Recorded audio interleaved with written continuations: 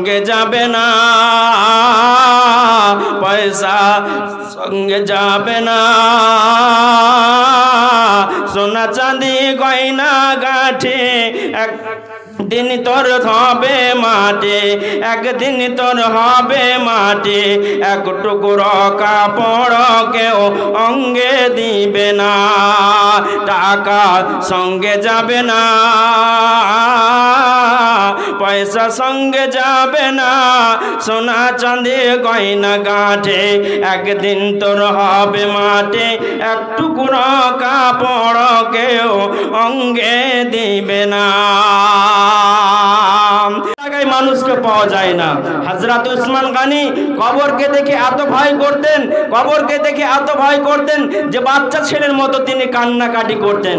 হযরত উসমান গনি কবর দেখিয়া, হযরত উসমান গনি কবর দেখিয়া অস্থির হইয়া যেতেন কান্দিয়া কান্দিয়া। আমরা কবর দেখলে আমাদের টেনশন হয় না, আমাদের চিন্তা হয় না। আমরা কবরের পাশ দিয়ে যখন যাই খিলখিল খিলখিল করে হাসতে হাসতে চলে যায়, তারপরে আপনার গান বাজনা করতে করতে চলে যায়, ডিজে বাজাতে বাজাতে চলে যায়। বন্ধুরে ওখানে কত আলেম শুয়ে আছে, কত ওলি শুয়ে আছে, কবর দেখে আমাদের টেনশন হয় না। আল্লাহর নবী বলেছেন কবরের পাশ দিয়ে তোমরা যখন যাবে তোমরা দোয়া পাঠ করবে, আসসালামু আলাইকুম ইয়া আহলাল কুবুর ইয়াগফিরুল্লাহু লানা ওয়া লাকুম আনতুম সালাফনা ওয়া নাহনু বিল আসরে। হে আল্লাহর গোলামেরা, যারা তোমরা কবরের মধ্যে শুয়ে আছো, আল্লাহ যেন তোমাদের ক্ষমা করে দেয়, আল্লাহ যেন তোমাদের মাফ করে দেয়। তোমরা আগের গাড়ির প্যাসেঞ্জার, আগের গাড়িতে এসেছো, যখন আমাদের ডাক হয়ে যাবে, যখন আমাদের সিগন্যাল হয়ে যাবে আমরা আসব।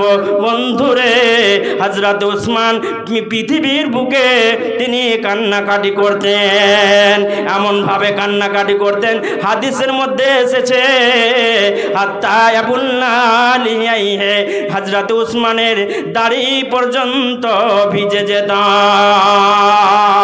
এমন ভাবে তিনি কান্নাকাটি করতেন কবর দেখলে যে তিনার দাড়ি পর্যন্ত ভিজে যেত। তার সাথী সঙ্গীরা জিজ্ঞাসা করত, উসমান আল্লাহর নবী যখন জাহান্নামের বর্ণনা করেন, যখন আপনার কিনা কিয়ামতের বর্ণনা করেন, তখন তো এইভাবে আপনি কান্নাকাটি করেন না, কিন্তু কবরের ব্যাপার শুনতে গেলে, কবরকে দেখতে গেলে আপনি এইভাবে কান্নাকাটি করেন কেন?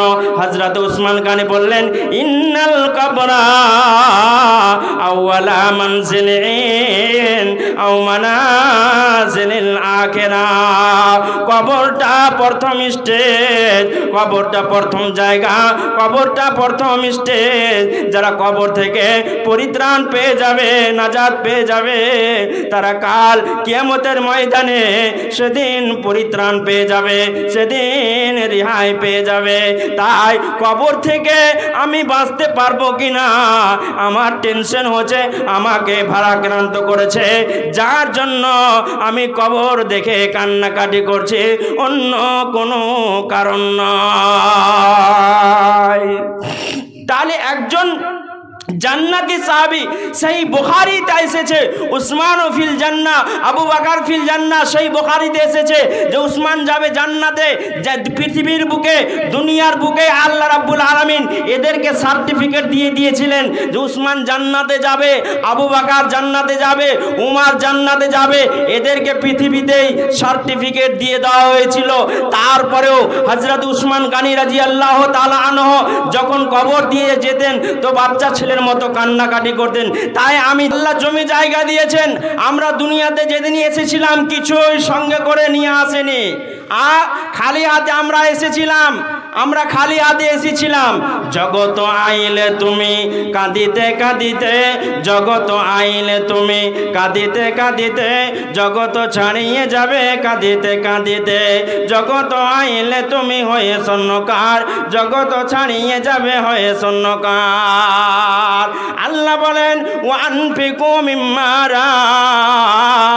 রাযাকনাকুম মিন ক্বাবলি আইয়াতিয়া আহাদাকুমুল মাউত ফায়াকুল রাব্বি লাউলা আখারতানি ইলা আজালিন কারীব। বান্দারে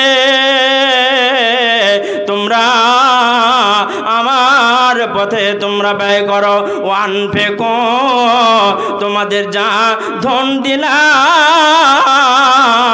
সম্পদ দিলাম, টাকা দিলাম, পয়সা দিলাম, সেই সম্পদ থেকে তোমরা আমার পথে তোমরা ব্যয় করো, আমার রাস্তায় তোমরা খরচ করো, আমার পথে তোমরা দান করো। টাকা মরে যাবেন খালি হাতে আপনাকে চলে যেতে হবে, আমাকেও চলে যেতে হবে। সাদা কাফনটা পরিয়ে রেখে আমাকে চলে আসবে। আপনাকে বিরিয়ানি খাওয়ার জন্য 500 টাকা 1000 টাকা আপনাকে কবর দেবে না। আপনার জন্য জানালার ব্যবস্থা হবে না, আপনার জন্য ফ্যানের ব্যবস্থা হবে না, আপনার জন্য ইলেকট্রিক কোনো ব্যবস্থা হবে না। 1.5 হাত চওড়া 3.5 হাত লম্বা ঘর একটা তৈরি হবে, ওই ঘরে আপনাকে শুয়ে থাকতে হবে। সেখানে কেউ থাকবে না, ওখানে মুনকার নাকির আসবে, আপনাকে এসে জিজ্ঞাসা করবে, আপনাকে প্রশ্ন করবে। জবাব যদি দিতে পারেন, কবর বলছে আনা বাইতুল কুরবা, আমি কিড়ামাকুড়ার ঘর, আমি অন্ধকার ঘর। যারা নেক আমল করে আসবে তারা নাজাত পাবে, যারা ভালো আমল করে আসবে। আমি নবী চিনি না, আমি রাসূল চিনি না, মাস্টার চিনি না, ইঞ্জিনিয়ার চিনি না, আমি হাজি চিনি না। যারা নেক আমল করে আসবে তারা আমার কাছে নাজাত পাবে, যারা নেক আমল করে আসবে না তারা নাজাত পাবে না। মুস্তাফা 500 টাকা, আলহামদুলিল্লাহ। মুস্তাফা সাহেব, আল্লাহ তোমার বান্দা মুস্তাফা সাহেব 500 টাকা দিচ্ছে। আল্লাহ গো তুমি এ দানকে সদর গ্রহণ করে নাও। মুস্তাফা নাম ফের বান্দা যে তোমার 500 টাকা দান দিল সবার মাজার। দেখো দেখো আল্লাহ তোমার বান্দার এ তামাশা রাখে, আল্লাহ তোমার প্রতি কত যে ভরসা। ও গো আল্লাহ দয়াময় দয়া প্রকাশিয়া এ দানের দান নাও কবুল করিয়া। আমি পাপী তোমার কাছে দোয়া করি বারবার, অনায়াসে ফুলসেরাত করে দিও পার। ওগো আল্লাহ দয়াময় আপে পাক রব্বানা এ দানিকে মওলা তুমি বিপদে ফেলো না। রাস্তা পথে অহরহ অ্যাক্সিডেন্ট হয়, অ্যাক্সিডেন্ট হতে মওলা বাঁচা বড় দয়। আমিন আমিন সুম্মা আমিন। একদিন তোমায় মরতে হবে ভুলে যেও না। এদিকে আসেন, এদিকে সামনের দিকে আসেন, সামনের দিকে আসেন, সামনের দিকে আসেন। আপনারা কি বাবা চুপচাপ বসে আছেন যে? আপনারা চুপচাপ বসে আছেন। টাকা কত আছে বাবজি? 100 টাকা। 110 টাকা। আচ্ছা, এই করে দান করলে তো হবে না, আপনাদেরকে কবরস্থান কেনার জন্য মোটা অঙ্কের দান লাগবে। তো মোটা পার্টি কে আছে এরকম দেনেওয়ালা? মোটা পার্টিগুলো মাস্টার যারা আছেন, ব্যবসায়িক মানুষ যারা আছেন, জমিদার যারা আছেন, আপনারা উঠে আসুন। আর কবরস্থানকে কিনতে হবে, ক্রয় করতে হবে। এর জন্য আপনারা বাড়ি করার জন্য তো আপনারা লক্ষ লক্ষ টাকা আপনারা ক্রয় করে মানে তৈরি করছেন, লক্ষ টাকা খরচ করে। তো আসল বাড়ি কেনার জন্য, আসল বাড়ি কেনার জন্য আপনারা একটু দয়া করে মেহেরবানি করে উঠে আসুন। 5 লাখ টাকা 20 লাখ টাকা একটা বাড়িতে খরচা করছেন, কোটি কোটি টাকা খরচা করছেন একটা বাড়ি করার জন্য। ওটা বাড়ি আপনার জন্য হয়তো 30 বছরের জন্য ওই বাড়িতে আপনি থাকতে পাবেন, তারপর আপনাকে ওই বাড়ি ছেড়ে চলে যেতে হবে। যে আসল বাড়ি, যেই আসল বাড়িতে যাবেন সে আসল বাড়ি ক্রয় করার জন্য একটু দয়া করে উঠে আসুন। 5000 টাকা দেনেওয়ালা কেউ নাই এই গ্রামে, 10,000 টাকা দেনেওয়ালা কেউ নেই এই গ্রামে। এইরকম আপনার 10,000 টাকা দেনেওয়ালা, 5,000 টাকা দেনেওয়ালা উঠে আসুন, চটচট করে আপনারা উঠে আসুন। সব পড়ে থেকে যাবে, জমি জায়গা পড়ে থেকে যাবে, আপনার মাল করি সব ব্যাংক ব্যালেন্স সব পড়ে থেকে যাবে, কিছুই সঙ্গে যাবে না, একা যেতে হবে, সাদা কাফন পরে যেতে হবে। কে আছেন এমন আল্লাহওয়ালা? কোন বাপ আছেন, কোন দাদু আছেন, কোন নানা আছেন?